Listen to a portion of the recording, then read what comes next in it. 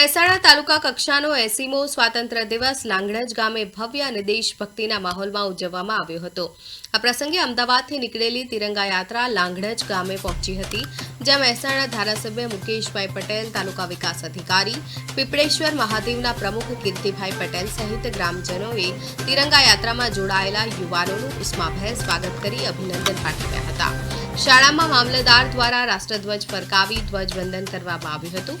સ્વાતંત્ર્ય પર્વની ઉજવણી દરમિયાન રંગારંગ સાંસ્કૃતિક કાર્યક્રમ યોજાયો હતો, જેમાં દેશભક્તિના ફિલ્મી ગીતો પર રજૂ કરાયેલ ડાન્સ ઉપસ્થિત લોકો માટે આકર્ષણનું કેન્દ્ર બન્યો હતો। સમગ્ર કાર્યક્રમ દરમિયાન લાંગણજ ગામમાં દેશભક્તિ અને ઉત્સાહનો માહોલ જોવા મળ્યો હતો।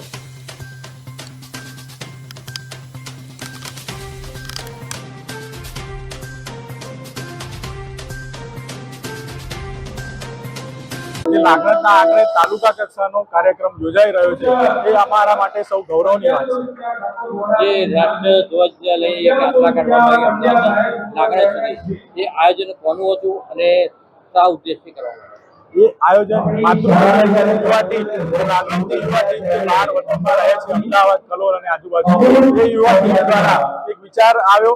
એ વિચાર માન્ય વડાપ્રધાન શ્રીના યુવાનો આગળ આવે અને યુવાનો કંઈક ને કંઈક આજે જે મોબાઈલથી દૂર રહીને કંઈક સારું કરે એ ઉદ્દેશથી અને દેશ ભાવના ગામે ગામ વધારે જાગૃત થાય યુવાનોમાં, એ ઉદ્દેશથી અમે ગામેથી આ યાત્રાનો શુભારંભ કર્યો અને 50 કિલોમીટર દૂર લાગણજ ગામમાં આવ્યા।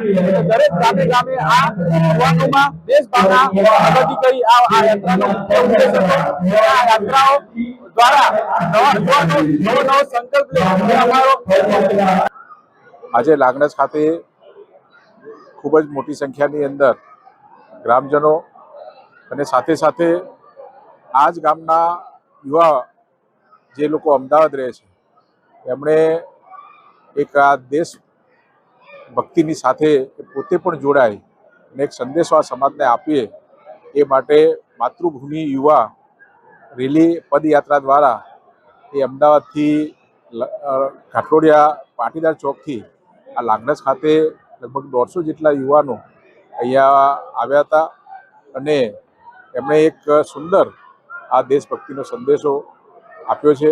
સાથે સાથે સ્કૂલની અંદર નાના બાળકો એ દેશભક્તિના રંગે રંગાઈને એમને પોતે વેશભૂષા અને અભિનયના દ્વારા આ કાર્યક્રમની અંદર એમને ભાગ લઈ આ ખૂબ જ ઉત્સાહભેર ઉજવ્યો છે। એમને પણ ખૂબ ખૂબ અભિનંદન આપું છું।